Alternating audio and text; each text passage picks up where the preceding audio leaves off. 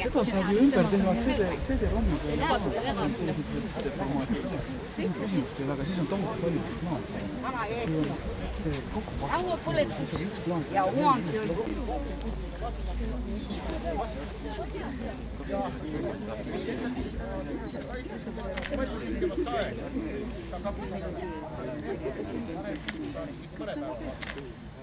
Aga siin on nüüd ühe sellise muiste masina tõenäoline koopia, selle juht ja juhendaja Tanel Kaid on siin teie ees koos laialt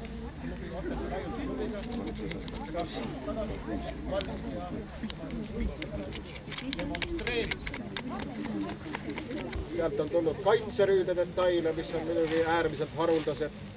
Sealt tuli terve rida siis ammunole otsi ja sealt tulid välja ka ühe püssi katke. Need on ühe demonstreerida, kuidas need püssid lasevad.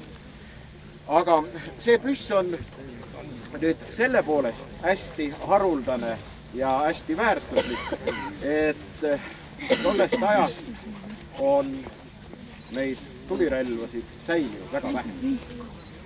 Ja esimesed kõige algelisemad vaasikujulised tulirelvad, need võeti kasutusele küll 1320. aastatel, siis väiksemaid käsitulirelvi püsse.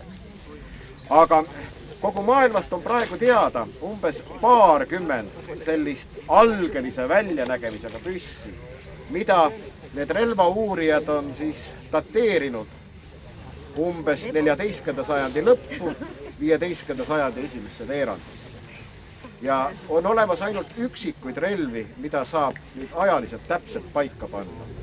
Ta on valmistatud tõenäoliselt siis vähemalt 1396. aastal või isegi veidi enne seda.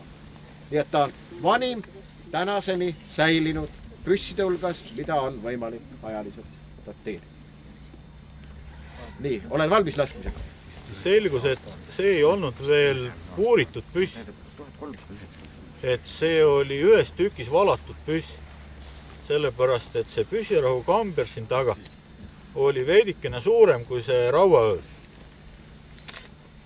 Ja tegemise käigus tuli kohe välja ka, kuidas niimoodi saab. Et kui sa valad vahamudelit vormi sisse, siis see kandiline osa jahtub kiiremini. Ja siit jääb see raud paksem ja siit jääb natukene peenem. Aga noh, ilm on selline nagu on, proovime seda inimkatset teha. Ma lasen käbiga, jah.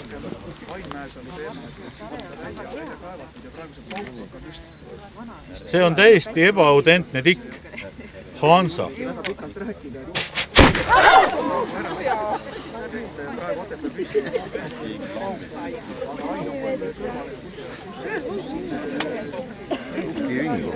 No mis me teeme? Teeme veel ühe?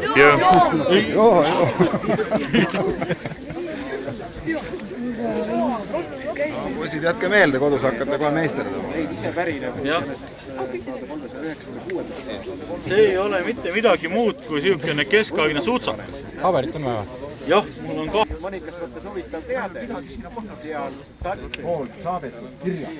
Saadetakse Tallinna Raele ja seal kirjas on siis üks punkt, mille kohaselt soovitatakse Tallinna Rael arutada selle üle, kas ei peaks ära keelama noolte laskmise tulirelvade valmistamise neile, kes elavad linnades välja. Kui Riia Raad saatis juba sellise kirja, siis see näitab, et Tallinnas tehti neid tulirelvi ja sel ajajärgul ühtpris sageli nendest väiksematest püssilaadsetest relvadest lasti noole. Nii et see noole laskmine iseenesest ei ole väga keeruline ja seda on ka see tehtud siin. Samas ei ole muidugi... täpsemalt, tal olid suled taga. Jah, puuvars ja suled olid võib-olla plekist. Nii, aga samas, kui vaadata nüüd neid mujal maailmas, seda paarikümmend on isegi tehtud Eestis. No, Tallinna kõrval võib kõne alla tulla ka Tartu, ainult et Tartu need keskaegsed kirjalikke allikaid on hästi vähe säilinud. ja no, Tartu kohta, mis nüüd puudutab tulirelvi, me leiame kõige vanema teate hoopis Riiast. Nimelt aastal 1411 on Riia linn on ostnud Tartus valmistatud suurtükki. Ilmselt oli väga hea suurtükk. Järgmine aasta osteti uus. Tähendab, sel ajal olid Tartu tulirelvameistrid olid juba väga kõrgel tasemel. Ja ma üleüldse ei imestaks, kui kunagi meil õnnestub see selgeks teha, et kõik näitavad tegelikult, et see keskaegne Eesti, see oli siis üpriski heal tasemel oma relvastuse poolel.